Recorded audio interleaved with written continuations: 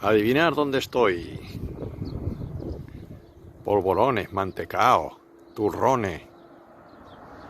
En la estepa.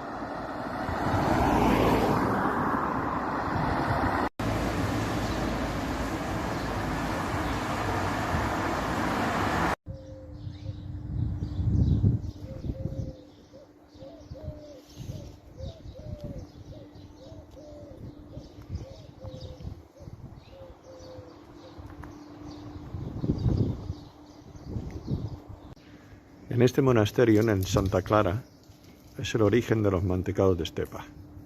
Aquí es por primera vez donde se hizo.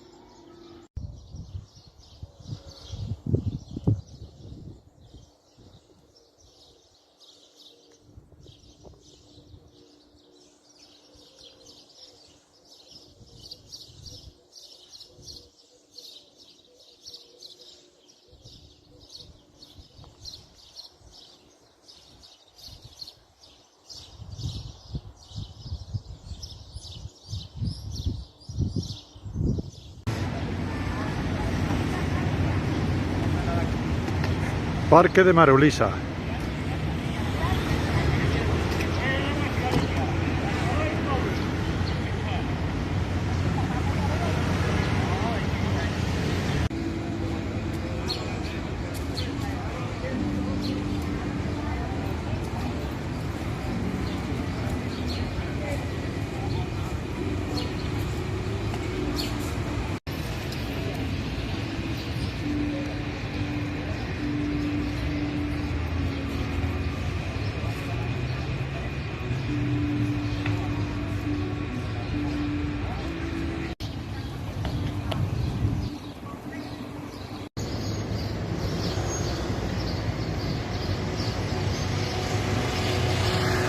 Museo Militar.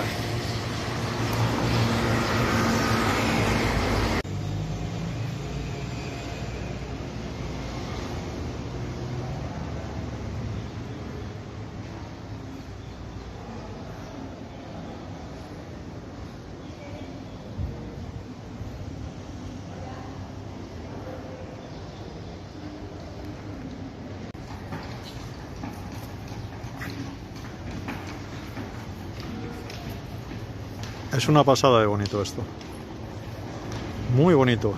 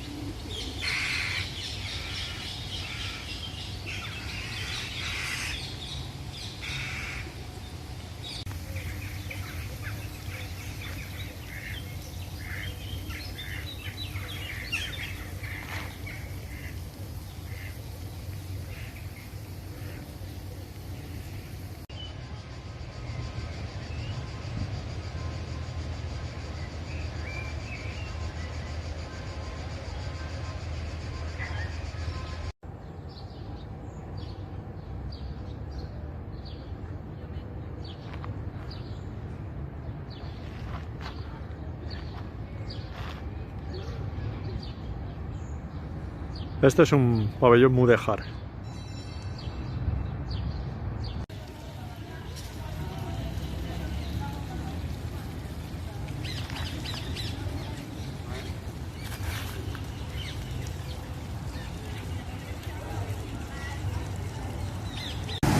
Esta es la glorieta de los marineros. Y esa es la torre de los marineros voluntarios. Ahí se alistaban para ir a América.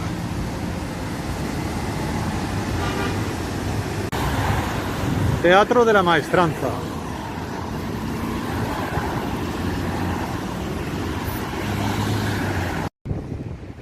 Torre del Oro. Aquí el Guadalquivir se hace como 2 o 3 veces más grande que en Córdoba. Es una pasada. Aquí, claro, es navegable y todo.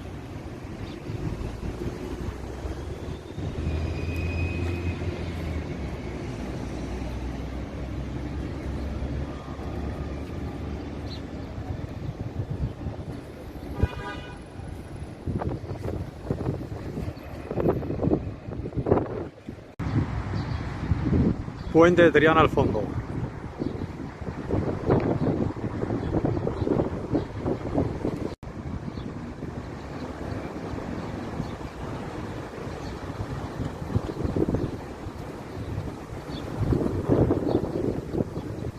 Plaza de Toros de la Maestranza de Sevilla.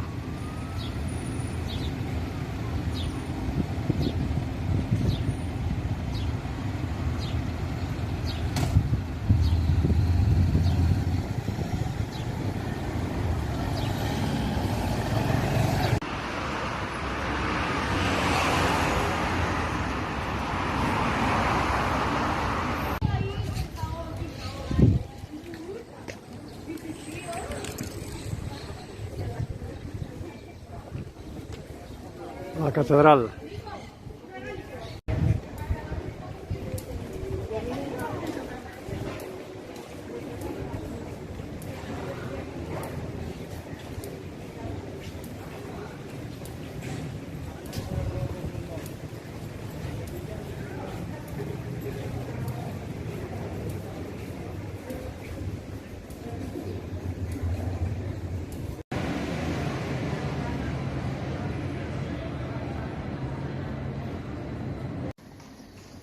El Archivo de Indias.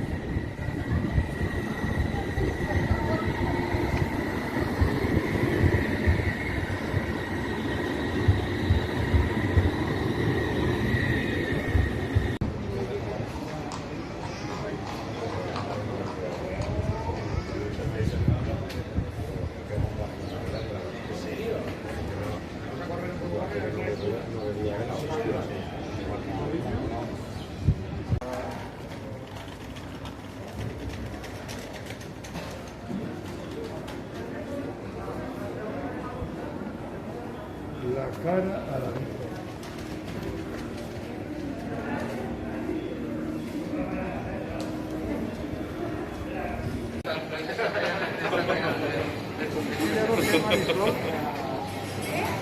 Si bajamos,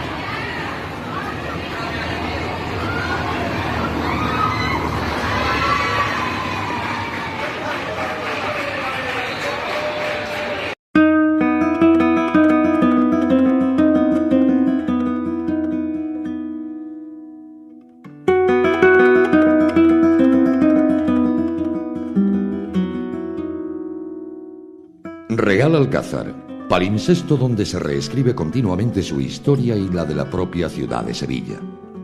Más de 10 siglos a la vista y sobre otros 10 en los que se asienta este conjunto monumental que asombra a propios y extraños. En torno a 1750, el caballero Luis Zapata Chávez lo denominaba el mejor cáiz de tierra de España, la iglesia mayor, el Alcázar Real, la Casa de la Contratación, o la Acrópolis sevillana, como la definió el historiador Vicente Lleó. Y en el centro de ese cáiz, el Alcázar sevillano es probablemente hoy el palacio real en uso ininterrumpido más antiguo de Europa.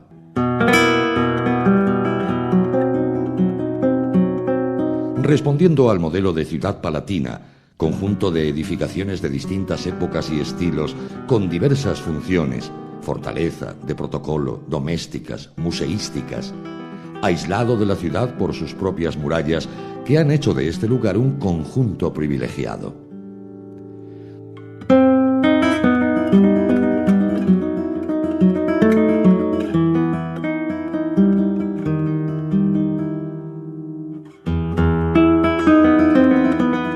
Asentado en el margen izquierdo del Betis, en época de finales del Bronce se encuentran los primeros restos de colonizadores de esta gran urbe, que fue en el siglo XVII el centro del mundo. Desde ese momento y hasta la implantación del primer recinto del Alcázar, fenicios y turdetanos, puerto y foro de corporaciones de Roma, construcciones eclesiásticas, extramuros de la ciudad paleocristiana y visigoda, la vieja alcazaba califal de Al-Mutamid, el Alcázar almohade, sede del reinado de Al-Ándalus. El Alcázar de la Reconquista, primer lugar tomado por el rey San Fernando y desde donde dio la orden de evacuación y entrega del resto de la ciudad en el plazo de no más de 30 días. El de su hijo Alfonso X el Sabio, lugar de culto y literatura, donde se escribieron las cantigas y se edificó un palacio, llamado hoy día el Gótico, sobre el viejo cuarto real almohade en el patio del crucero, o donde se han escrito las más bellas páginas de la arquitectura mudéjar por Alfonso XI y su hijo don Pedro, el muy alto e muy noble et muy poderoso e muy conqueridor don Pedro, por la gracia de Dios, rey de Castilla et de León, mandó facer estos alcázares e estos palacios e estas portadas, que fue fecho en la era de 1402.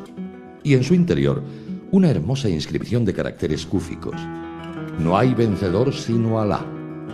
es el espíritu de la síntesis del mudéjar.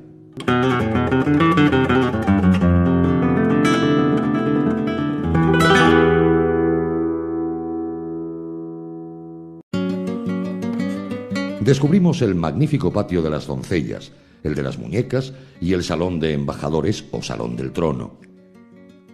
Alcázar de largas estancias de los reyes católicos, donde nació el llorado hijo Juan, o el de la boda de su nieto el emperador Carlos V con Isabel de Portugal, el del grotesco manierista del maestro a mayor gloria de Felipe III, el de la dinastía borbónica con Isabel II y el de los Montpensier. Así hasta hoy, propiedad y casa de protocolos del Ayuntamiento y Casa Real desde 1988, y que desde la gestión del Patronato como organismo autónomo del Ayuntamiento de Sevilla se promueve su conservación y mantenimiento para generaciones venideras. Con una autonomía propia en lo económico gracias a su potencial turístico, que con más de 1.300.000 visitas se sitúa en un lugar privilegiado entre los monumentos más visitados de España. Un alcázar de paseos y silencios, de noches y amaneceres, de agua y de verdes, de luces y sombras. Un alcázar en el que el transcurrir del tiempo por sus palacios y jardines nos transforme mientras intentamos descubrir el misterio de su esencia. Al final del paseo por los jardines, quedamos siempre con desabrimiento de ánimo. Hay algo que se cela, algo que fracasa en lo hondo de nuestra expectación y curiosa vigilancia. Allí quedan las puras geometrías, los estanques con sus cielos undosos, las flores con sus silencios y los ámbitos trémulos sostenidos por hilos de agua. Y esta melancolía. Nuestra alma se ha asomado a la creación misteriosa. Burladores de agua, laberintos de mirto.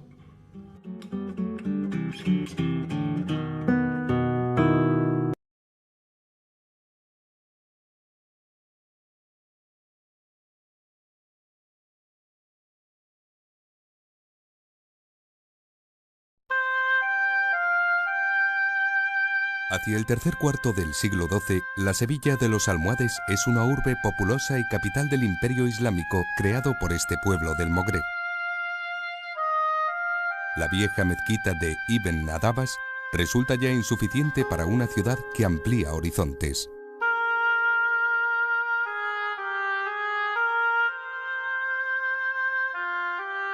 Se construyen entonces una serie de recintos que marcarán el desarrollo urbanístico de la zona, entre ellos la nueva mezquita Al-Jama de Al-Moharren, la Sagrada, para mayor gloria de los emires Abu Yaqub y Abu Yusuf. Su artífice, un arquitecto sevillano de origen toledano, Ahmed Aben Baso, constructor de confianza de los almohades. Significativa resultó la ubicación del alminar, debida sin duda a su doble función, religiosa y defensiva.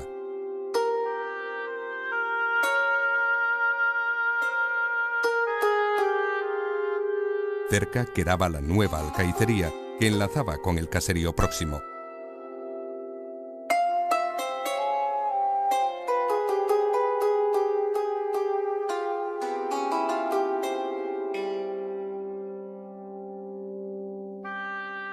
La colocación de las 4 manzanas doradas del Yamur en 1198 a las órdenes de Alí de Gomara fue el colofón a un proyecto que trascendería a los cambios históricos que se avecinaban.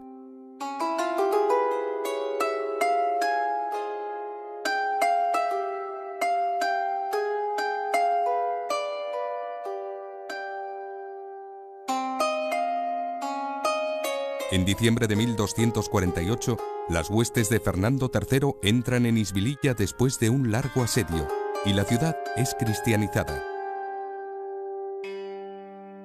Pero no todo lo islámico desaparecerá. En una Sevilla fronteriza, se hizo con la mezquita lo que durante la Reconquista era habitual, su adaptación para el culto cristiano.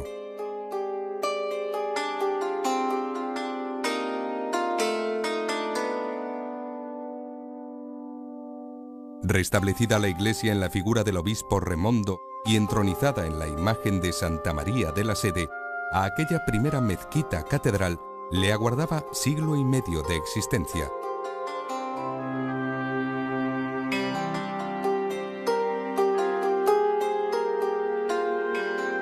Dos de sus más destacados impulsores, Fernando III y su hijo Alfonso X, pasarán a figurar en el cuadro de honor de la historia, la épica y las devociones del pueblo sevillano.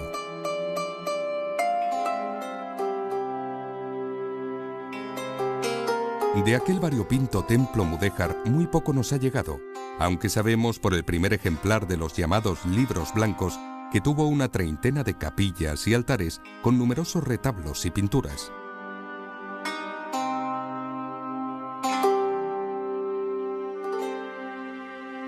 Avanzado el siglo XIV, los capitulares del templo contemplan ya el firme propósito de alzar un nuevo y grandioso templo que diera cumplida respuesta a sus aspiraciones y a una ciudad emergente.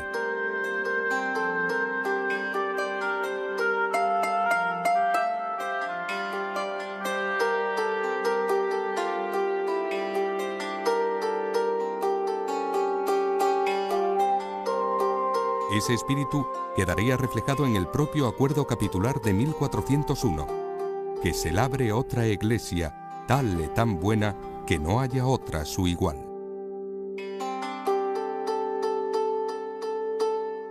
El magno proyecto será un bálsamo revitalizador en una ciudad azotada por luchas intestinas, conflictos sociales y penurias.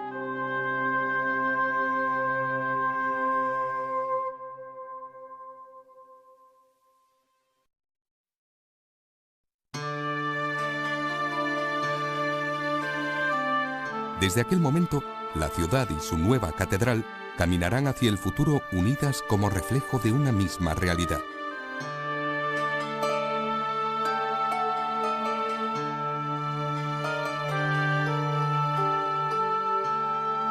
La preservación del patio y la torre, que aún conservaban su fisonomía almohade, y la prohibición de derribar la capilla real, condiciona el proyecto y obliga a comenzar la obra por los pies, contra las normas constructivas de la época. Se decide construir en rica labor de cantería, pero al no haber en la ciudad tradición en la talla de la piedra ni canteras cercanas, hubo que traerla de puntos distintos y lejanos e importar canteros del norte de España y arquitectos alemanes, flamencos y franceses. Todo ello repercutió en un considerable encarecimiento de la obra. La construcción del edificio gótico toma cuerpo hacia 1433 bajo la dirección de Pedro García y se prolonga durante un siglo, hasta los albores del XVI, bajo la dirección de una decena de maestros mayores.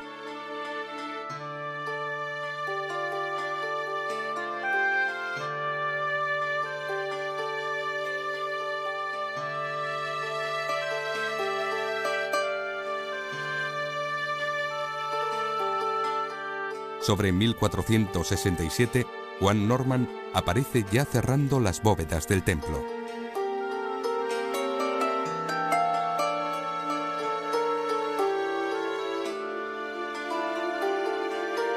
Juan Gil de Ontañón, arquitecto de la Catedral de Salamanca, culmina la fase gótica, debiendo además afrontar la reconstrucción del cimborrio de Simón de Colonia, que lucía hermosos azulejos vidriados de Nicoluso Pisano y que se vino abajo en diciembre de 1511.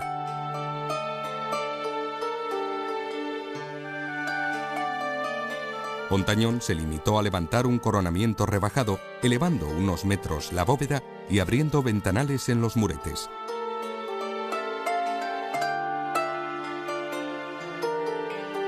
Cuando llegan los maestros del Renacimiento, el cuerpo gótico del edificio está concluido.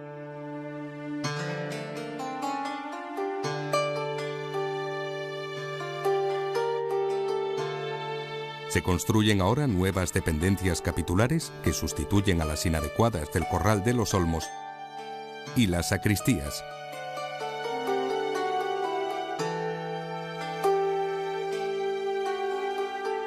Se termina la nueva capilla real y se le da a la torre un remate superior acorde a los nuevos aires renacientes y el auge de la iglesia y la ciudad.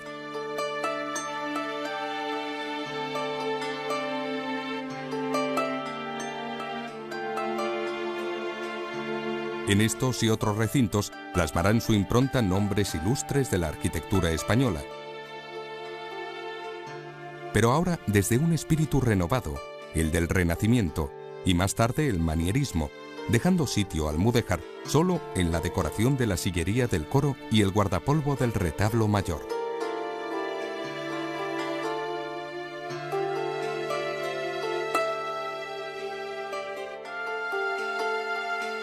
El Cabildo de estos años alienta estas nuevas formas creativas y representa el modelo de humanismo cristiano y cultura clásica.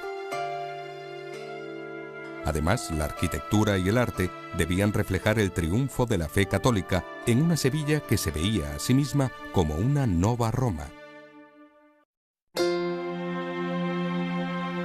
Las trazas de Diego de Riaño, primer maestro de la etapa renacentista, confieren al conjunto cierta unidad de estilo, si bien sus sucesores, especialmente Hernán Ruiz y Asensio de Maeda, aplicaron sus propios conceptos arquitectónicos clásicos o manieristas. Riaño se mostró como un experimentalista, empleando incluso elementos que no cumplían una función estructural, como se observa en la sacristía de los Cálices y las capillas de la Estrella y San Gregorio.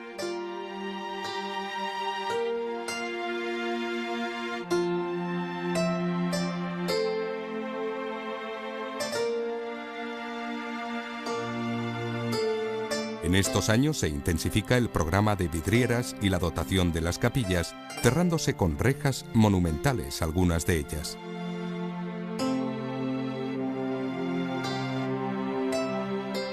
Martín de Gainza, cantero vizcaíno reconvertido a arquitecto con Riaño, pudo finalizar con acierto la sacristía mayor hacia 1543.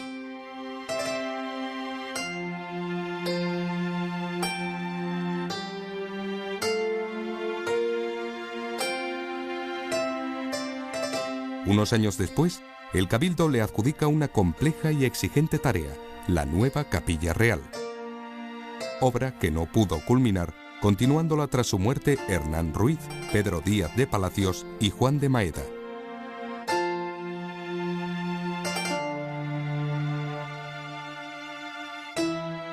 Hernán Ruiz, máximo exponente renacentista del occidente andaluz, halló en Sevilla el escenario ideal para desarrollar su fantasía creadora y su sólida base cultural, dando a las construcciones del primer templo sevillano un nuevo rumbo expresivo.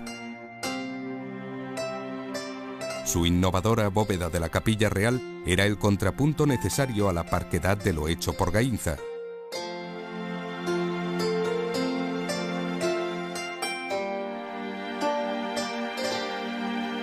Pero sería en el majestuoso y elegante conjunto que forman la antesala y la sala capitular, donde mostraría su auténtico carácter arquitectónico y personalidad artística.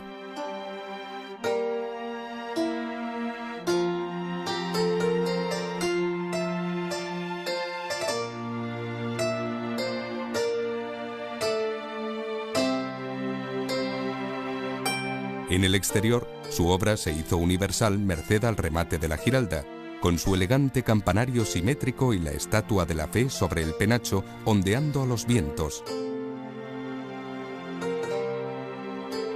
Un conjunto que recoge la influencia del gran teórico del clasicismo renovado, el italiano Serlio, y apunta ya hacia soluciones manieristas.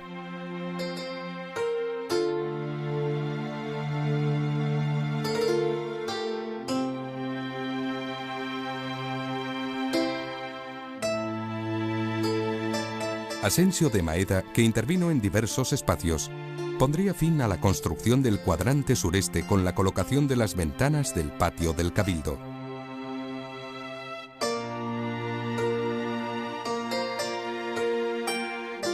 Las actuaciones de los períodos siguientes son ya menos significativas en lo arquitectónico, aunque importantes en las aportaciones artísticas y la dotación de las capillas y otros recintos.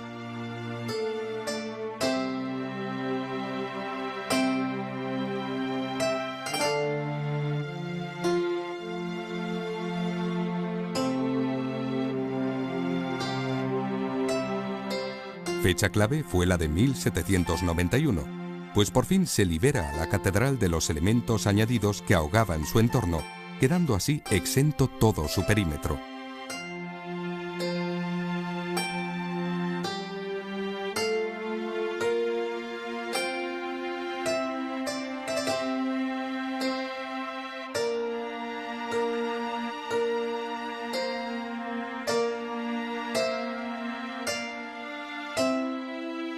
La construcción de las catedrales, y la de Sevilla no es una excepción, es un largo proceso en el que se superponen estilos y en cuyas fases finales se produce un factor de fatiga, dando como resultado portadas incompletas que son concluidas siglos más tarde. Algo que aquí resulta evidente en las grandes portadas del crucero y en la principal de la fachada de poniente, distanciada esta 4 siglos de sus vecinas del Bautismo y San Miguel.